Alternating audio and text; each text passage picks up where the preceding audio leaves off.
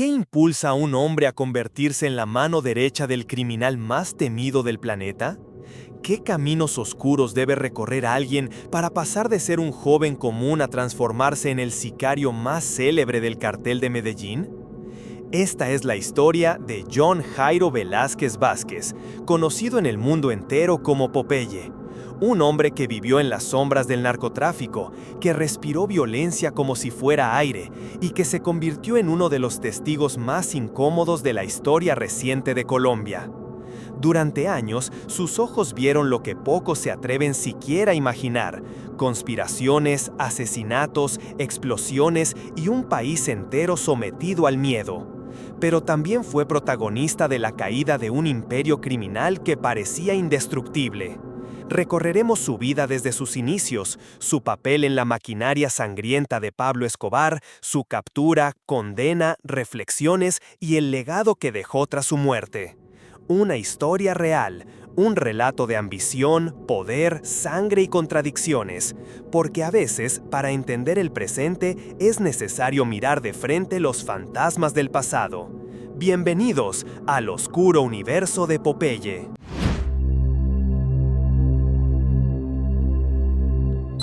Para comprender la historia de John Jairo Velázquez Vázquez, conocido en el mundo entero como Popeye, debemos retroceder hasta el pequeño y tranquilo municipio de Yarumal, en Antioquia, Colombia. Era un lugar de calles empedradas, montañas que se alzaban como guardianes de la región y una comunidad donde la vida parecía transcurrir entre la rutina agrícola y las festividades locales. Nacido el 15 de abril de 1962, John Jairo creció en un hogar modesto, donde la disciplina y la obediencia se mezclaban con las duras realidades de la vida en el campo colombiano. Desde muy joven comenzó a mostrar un carácter determinado, una mezcla de curiosidad, ambición y una energía que a veces resultaba incontrolable. Durante su adolescencia, John Jairo fue testigo de los cambios sociales y políticos que recorrían Colombia, un país que se debatía entre la violencia política, la desigualdad económica y la presencia cada vez más imponente del narcotráfico. La violencia y el crimen eran en muchas regiones una sombra que se extendía silenciosamente, y aunque Yarumal no estaba inmune a estas dinámicas, los jóvenes soñaban con escapar del círculo de pobreza y forjar un futuro distinto. Con ese espíritu de búsqueda y disciplina, John Jairo decidió seguir una ruta que muchos jóvenes de su entorno consideraban honorable: la formación militar. Se enlistó en el ejército colombiano, un paso que marcaría el inicio de su contacto con la violencia organizada, la obediencia estricta y la estrategia táctica. Allí aprendió no solo técnicas de combate, sino también cómo se estructuran los grupos jerárquicos, cómo la lealtad podía determinar la vida o la muerte y cómo la disciplina férrea podía convertir a un individuo común en alguien capaz de actuar bajo presión extrema. Después de su paso por el ejército, John Jairo dio un salto significativo. Ingresó a la Escuela de Cadetes de la Policía Nacional de Colombia. Fue en este entorno donde adoptó el apodo que lo acompañaría por el resto de su vida: Popeye. Sus compañeros decían que su físico, con un brazo musculoso y una expresión marcada, recordaba al famoso personaje de dibujos animados. Sin embargo, más allá de la apariencia, el nombre se convirtió en un símbolo de su habilidad, su determinación y, quizás inadvertidamente, del futuro que le esperaba. Durante estos años de formación, John Jairo demostró un talento notable para la estrategia y la planificación, habilidades que más adelante aplicarían de manera letal en el mundo del crimen organizado. Aprendió a leer a las personas, a anticipar movimientos y a comprender la importancia del miedo y la autoridad como herramientas de control. Sin embargo, también comenzó a mostrar signos de ambición desmedida y una fascinación por el poder, elementos que lo distanciaron lentamente de la vocación de servicio público y lo acercaron a un camino más oscuro. En este periodo, el joven Velázquez también fue testigo de la corrupción que comenzaba a permear algunas instituciones, y aunque al principio esto le parecía un mal menor, más tarde se convertiría en un factor que facilitaría su entrada al cartel de Medellín. La combinación de disciplina militar, inteligencia estratégica, habilidades de combate y, sobre todo, una creciente disposición a cruzar los límites legales sentó las bases para lo que sería su transformación de cadete a uno de los sicarios más temidos de Colombia. Así, la historia de Popeye comienza no en medio del caos del narcotráfico, sino en la calma relativa de Yarumal, en las aulas de la policía y en los entrenamientos militares, donde la semilla del futuro sicario ya empezaba a germinar. Cada decisión, cada entrenamiento y cada desafío que enfrentó en esos años formativos sería un paso más hacia el oscuro mundo en el que finalmente se sumergiría. Un mundo donde la lealtad, el miedo y la violencia marcarían la vida de miles de personas. En la tranquila Yarumal, nadie podía imaginar que aquel joven disciplinado, con su mirada firme y su carácter decidido, se convertiría décadas más tarde en un nombre que resonaría a nivel mundial, un símbolo de los extremos a los que puede llegar un ser humano en busca de poder, notoriedad y supervivencia. Después de culminar su formación militar y policial, John Jairo Velázquez Vázquez se encontró ante un mundo lleno de posibilidades, pero también de sombras. Su talento para la estrategia, su frialdad calculada y su capacidad para ejecutar órdenes con precisión llamaron la atención de figuras que operaban en los márgenes de la ley. Fue entonces cuando su vida tomó un rumbo que cambiaría no solo su destino, sino el de Colombia entera: el ingreso al Cartel de Medellín, la organización criminal más poderosa y temida de la época. El Cartel de Medellín no era simplemente un grupo de narcotraficantes, era un entramado complejo, casi militar, con estructuras jerárquicas estrictas y operaciones que abarcaban desde el tráfico internacional de drogas hasta la manipulación política y económica del país. Para un hombre como John Jairo, entrenado en la disciplina militar y acostumbrado a la obediencia, este nuevo mundo representaba un terreno fértil para desplegar sus habilidades. No tardó en ser reclutado por intermediarios del propio Pablo Escobar, quien buscaba hombres jóvenes, inteligentes, leales y dispuestos a ejecutar las órdenes más extremas sin cuestionarlas. Su entrada al cartel fue progresiva, metódica y calculada. No comenzó en la primera línea de acción, sino observando, aprendiendo, entendiendo las reglas no escritas de un mundo donde la traición podía significar la muerte inmediata. Se familiarizó con los códigos internos del grupo, estudió las rutas de transporte de drogas, los métodos de lavado de dinero y cómo la violencia podía ser utilizada estratégicamente para enviar mensajes claros tanto a rivales como a aliados. Poco a poco, Velázquez se fue ganando la confianza de los líderes del cartel, demostrando que no solo era capaz de obedecer, sino de pensar y ejecutar con eficiencia en situaciones de alto riesgo. Durante este periodo, John Jairo comprendió también la dimensión del poder que Pablo Escobar ejercía. Escobar no solo controlaba el narcotráfico, sino que moldeaba la vida de la ciudad de Medellín y, en muchos casos, la del país entero. Desde su perspectiva, la violencia no era un fin en sí misma, sino un instrumento para consolidar autoridad, eliminar obstáculos y mantener el dominio absoluto sobre cada territorio. Velázquez absorbió estas lecciones con rapidez, entendiendo que su habilidad para la acción directa lo convertiría en un recurso invaluable dentro de la estructura del cartel. Su ascenso en las filas fue vertiginoso.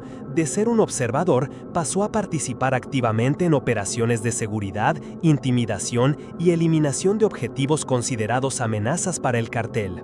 Cada misión cumplida reforzaba su reputación como hombre fiable, letal y meticuloso. Era conocido por su frialdad, su capacidad para planear con precisión y por ejecutar con eficacia, características que Escobar valoraba enormemente. De hecho, fue esa combinación de inteligencia táctica y disposición para actuar sin vacilaciones lo que lo consolidó como uno de los integrantes más cercanos al jefe del cartel de Medellín. Además, Velázquez se convirtió en un testigo privilegiado de la expansión del narcotráfico y del impacto que tenía en todos los niveles de la sociedad colombiana. Desde los barrios más humildes hasta los círculos políticos y económicos, el poder del cartel se extendía de manera silenciosa pero implacable. Cada operación, cada negociación y cada acto de violencia eran parte de un tablero de ajedrez donde la vida de miles estaba en juego y donde él aprendió a mover sus piezas con precisión letal. Este periodo marcó también la transformación de John Jairo en alguien capaz de desconectar emocionalmente de la violencia, de racionalizar el asesinato y la intimidación como herramientas necesarias para la supervivencia y el ascenso dentro del cartel.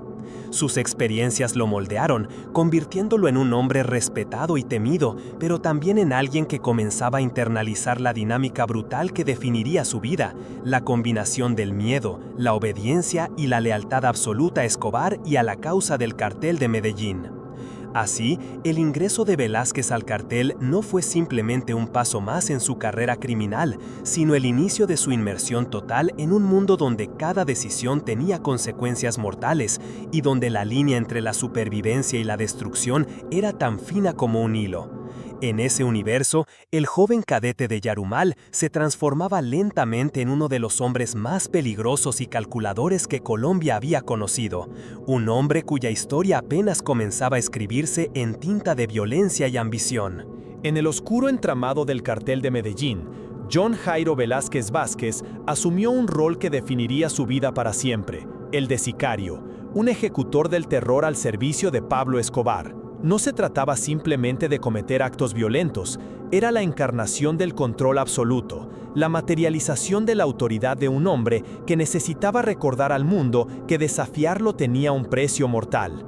En este nuevo rol, Velázquez dejó atrás cualquier vestigio de la juventud y la inocencia que le quedaba, y se convirtió en una pieza clave de la maquinaria que mantenía el poder del cartel intacto. Ser sicario no era una tarea que cualquiera pudiera asumir.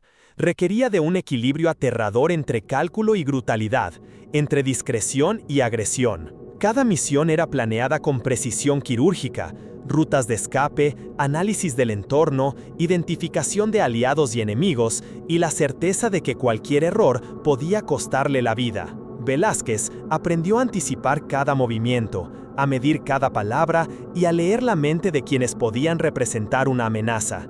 La paciencia y la observación se convirtieron en armas tan importantes como cualquier pistola o arma blanca. Su reputación comenzó a crecer dentro y fuera del cartel. Se convirtió en un nombre que inspiraba miedo, pero también respeto por su profesionalismo. La eficiencia con la que ejecutaba sus órdenes no se limitaba a la violencia física, incluía el uso de la intimidación, la manipulación y el control psicológico. Velázquez entendió que el terror podía ser una herramienta más poderosa que la bala misma, y la utilizó para mantener el orden dentro del cartel y garantizar que nadie desafiara la autoridad de Escobar. Durante estos años, Velázquez fue testigo de cómo la violencia se transformaba en un instrumento de poder sistemático. No era solo la eliminación de rivales o traidores, era un mensaje claro a toda la sociedad. La autoridad del cartel de Medellín era absoluta y no se toleraban excepciones. Cada atentado, cada asesinato selectivo y cada acto de represión eran calculados no solo para proteger los intereses del cartel, sino para consolidar una reputación de invencibilidad. En este contexto, Velázquez no solo ejecutaba órdenes, aprendió a internalizar la lógica del terror como parte de su pensamiento estratégico. Sin embargo, ser el sicario de Escobar no significaba simplemente cumplir con actos violentos aislados. Implicaba comprender la política, la economía y la psicología del poder. Velázquez se involucró en operaciones que requerían coordinación, comunicación y precisión absoluta. Supervisaba equipos, evaluaba riesgos y en muchas ocasiones tomaba decisiones críticas que podían alterar el curso de la operación. Su papel era tan esencial que su presencia se convirtió en un sello de garantía para Escobar. Donde estaba Velázquez, la misión tenía una alta probabilidad de éxito. Al mismo tiempo, este periodo fue testigo de un cambio interno en Velázquez. La línea entre el deber y la moral se desdibujó por completo. Las emociones humanas comunes, como el remordimiento o la empatía, fueron reemplazadas por un enfoque casi mecánico hacia la violencia. Cada asesinato no era un acto de odio personal, sino un paso necesario en un tablero de ajedrez mucho más grande, en el que la lealtad y la supervivencia eran los únicos principios que realmente importaban. Velázquez se transformó en alguien capaz de observar la muerte sin titubear, y esa capacidad lo convirtió en uno de los hombres más confiables y temidos del cartel de Medellín. No obstante, este poder también conllevaba un precio. La vida de Velázquez se volvió un constante juego de paranoia, desconfianza y tensión. Cada paso debía ser calculado, cada relación evaluada y cada conversación medida. La muerte podía acechar en cada esquina, y él lo sabía mejor que nadie. Esta combinación de poder y riesgo extremo, de control y vulnerabilidad, definió la existencia de Velázquez durante su época como sicario, un hombre atrapado en un mundo donde la violencia era la norma y la supervivencia la única ley. Así, John Jairo Velázquez Vázquez dejó de ser simplemente un miembro del cartel y se convirtió en el rostro tangible del miedo de Pablo Escobar. Cada acción suya servía para consolidar un imperio construido sobre cocaína, dinero y sangre. Su historia como sicario no es solo una crónica de asesinatos y atentados, es la historia de un hombre que se convirtió en un instrumento de poder absoluto, un testimonio de cómo la violencia, cuando se planifica y se ejecuta con precisión, puede transformar a un individuo en una leyenda temida y odiada a la vez. Con el ascenso del cartel de Medellín a su máxima influencia, John Jairo Velázquez Vázquez se vio inmerso en un conflicto que trascendía lo criminal y se adentraba en la esfera política y social de Colombia. La violencia dejó de ser un instrumento puntual para convertirse en una estrategia de control total. El objetivo ya no era solo proteger los intereses del cartel, se trataba de someter a todo un estado a través del miedo, la intimidación y el caos. Velázquez, como uno de los hombres de confianza de Pablo Escobar, se convirtió en actor principal de esta guerra silenciosa pero devastadora. La guerra contra el Estado colombiano no se libraba únicamente en las calles, también se desplegaba en oficinas, tribunales y calles concurridas. Velázquez participaba en operaciones que tenían un efecto psicológico masivo, asesinatos selectivos de políticos, jueces, fiscales y líderes sociales. Cada acto estaba cuidadosamente planeado para enviar un mensaje claro. El cartel de Medellín no solo tenía poder económico, sino también la capacidad de derribar cualquier obstáculo que se interpusiera en su camino. La violencia se convirtió en política, y Velázquez era la punta de lanza de esa política de terror. Durante este periodo, Colombia vivió un clima de miedo constante. Las bombas, los secuestros y los asesinatos sembraban la desconfianza en la sociedad. Nadie podía sentirse completamente seguro, y Velázquez desempeñaba un papel crucial en mantener esta atmósfera de incertidumbre.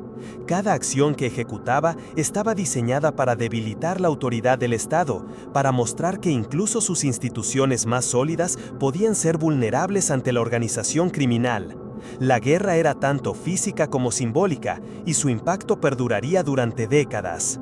Velázquez también tuvo un papel importante en la logística de esta estrategia de guerra. La planificación de atentados masivos requería precisión milimétrica, coordinación con diferentes células del cartel y un entendimiento profundo de la estructura gubernamental. No era solo cuestión de ejecutar órdenes, implicaba anticipar reacciones, prever movimientos de las fuerzas de seguridad y garantizar que cada operación lograra su máximo efecto. La combinación de violencia y estrategia convirtió al cartel en una fuerza capaz de desafiar a todo un país, y Velázquez era el ejecutor perfecto de esa fuerza. Pero la guerra contra el Estado también tuvo un impacto profundo en la psique de Velázquez. La constante exposición a la violencia extrema y la presión de cumplir órdenes sin margen de error moldearon su personalidad. Se convirtió en alguien calculador, frío y metódico, capaz de tomar decisiones bajo presión que para cualquier otro serían impensables. Cada misión cumplida reforzaba su estatus dentro del cartel, pero también lo sumergía más profundamente en un mundo donde la vida humana se medía en términos de conveniencia y supervivencia. Además, esta etapa de su vida reveló la complejidad moral del conflicto. Velázquez era consciente de que sus acciones tenían consecuencias devastadoras para miles de personas inocentes, pero en su lógica interna, esas vidas se convirtieron en piezas dentro de un tablero de poder mucho mayor. La guerra no tenía espacio para la duda ni para la compasión. La eficiencia y la lealtad eran los únicos valores que contaban. Esta visión extrema lo convirtió en una figura que podía infundir miedo, pero también admiración estratégica dentro del propio cartel. La guerra contra el Estado no solo transformó a Velázquez, sino también al país entero. Generó cambios profundos en la manera en que Colombia enfrentaba el crimen organizado, en sus leyes, en su sistema judicial y en la percepción de seguridad de la población. Velázquez, como ejecutor clave de esta violencia, fue testigo y responsable de la alteración del tejido social. Cada acción que emprendía contribuía a la desestabilización de instituciones, a la consolidación del poder del cartel y a la expansión del narcotráfico como fuerza dominante en la vida política y económica del país. Así, John Jairo Velázquez Vázquez dejó de ser simplemente un sicario, se convirtió en un estratega del terror, un operador de una guerra que no solo buscaba ganancias económicas, sino la dominación total de un Estado. Su historia durante estos años no es solo la crónica de asesinatos y atentados, es la historia de un hombre que fue moldeado y transformado por la violencia sistemática, que comprendió cómo usarla como herramienta de poder absoluto y cuya influencia se extendió más allá del cartel, afectando la vida de toda una nación. Después de años de consolidación y expansión, el poder del cartel de Medellín comenzó a mostrar fisuras. Lo que había sido considerado impenetrable empezó a enfrentarse a fuerzas que eran más grandes que la violencia y la intimidación. La presión internacional, la intervención de las fuerzas de seguridad colombianas, la cooperación con agencias extranjeras y la erosión de la lealtad interna. Para John Jairo Velázquez Vázquez, este periodo significó una transformación radical, de hombre temido a hombre perseguido, de estratega del terror a objetivo del mismo sistema que había desafiado durante años. La caída del cartel no ocurrió de manera súbita, sino como un proceso gradual y brutal. Las operaciones comenzaron a ser desmanteladas, los líderes capturados o eliminados, y las rutas de narcotráfico interceptadas por organismos cada vez más sofisticados. Cada golpe al cartel representaba un cambio en la dinámica de poder que Velázquez había conocido toda su vida, un cambio que lo obligaba a adaptarse rápidamente si quería sobrevivir. Los aliados se volvieron escasos, la confianza se convirtió en un lujo y la paranoia pasó a ser una constante diaria. Velázquez vivió esta etapa en carne propia. Sus movimientos eran vigilados, sus comunicaciones interceptadas y sus contactos constantemente evaluados. Ya no podía actuar con la certeza de impunidad que había caracterizado su tiempo como sicario. Cada decisión se volvió crítica y cada error podía resultar fatal. La habilidad que lo había llevado a la cima del cartel se convirtió en su única arma de defensa frente a un mundo que ahora lo consideraba enemigo. El ambiente se tornó caótico y violento, de maneras que incluso él, acostumbrado a la muerte y la estrategia, encontraba extremas. Grupos rivales, antiguos socios descontentos y las propias fuerzas del Estado comenzaron a fragmentar lo que quedaba del poder del cartel. Cada enfrentamiento era un recordatorio de que la supremacía que una vez habían ejercido estaba llegando a su fin.